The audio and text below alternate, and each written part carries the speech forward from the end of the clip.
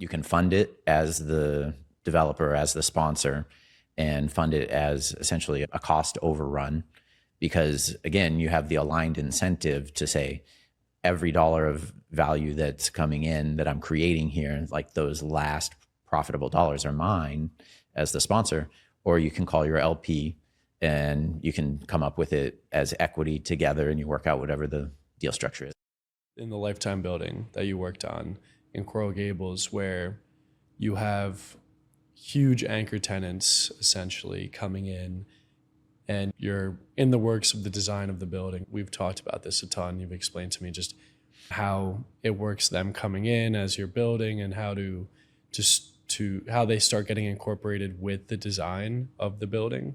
But in terms of on the big retail side and most retail in general for brand new buildings in cold shell, right? They are looking for some type of tenant improvements so they can then go build out their space. From your experience, have you seen that be a separate type of financing piece where you're getting different capital to go and do those tenant improvements?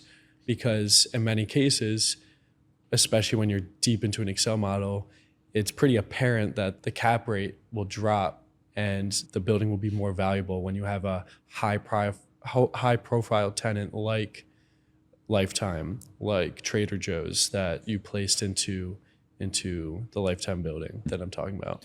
So those two cases are more rare than most. It's a unique building too. It's not. It's a very unique building, but we got approved because the site was so unique. The city actually made a point during the approval process of saying this is a unique site that sits in between the Metro Rail and US 1.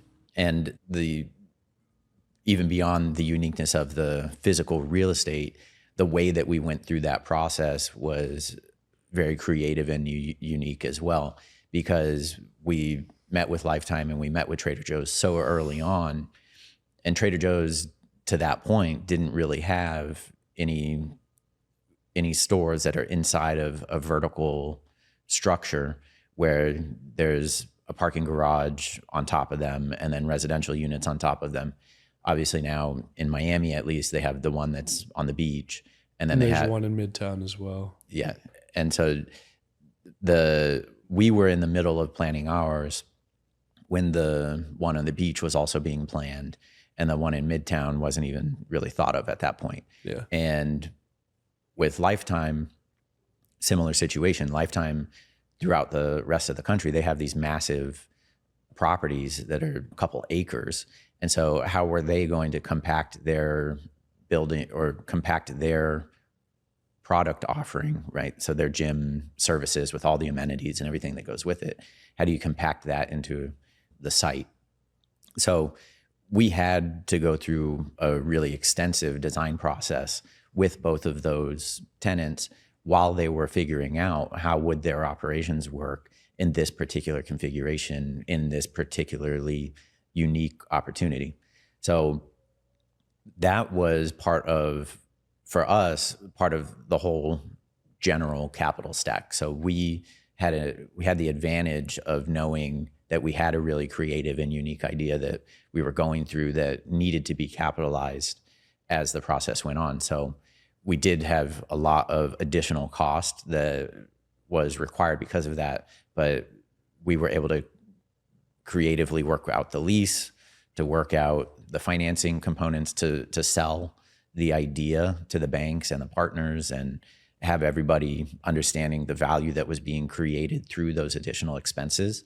And so that's the unique opportunities that you can create when you have the early plan for it, and you can work through that with financing partners and just great partners in general that help you figure out how to maneuver through all of that. Because everyone's on the same page that it's a critical piece of the project and that it generates all the value. Well, that's what I say is that you have to sell the idea, right? Yeah. So you as a sponsor, the first time that someone approaches you with it, or even when Lifetime first came to us, they had to sell us on the idea because they were saying, we want this and this and all of these extra costs.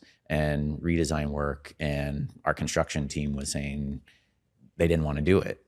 And so it Because was they had a GMP in place, most No. likely, right? no, this is pre-GMP. That's what I'm saying. So they were just saying it's just gonna cost way too much. This makes no sense. Yeah, and that's some of the back and forth that you end up with a construction team versus a development team or a finance team or the leasing team is, and your obligation as a developer to manage those parts and deliver the maximum value. But yeah, that was all pre-GMP that we were working out those things. But then there are additional costs that come on the back end for your projects. And a lot of times it's with retailers in particular, where, even today, right before coming over here, I saw a tenant rep attorney saying how difficult it is to lease properties or to lease the ground floor of residential buildings.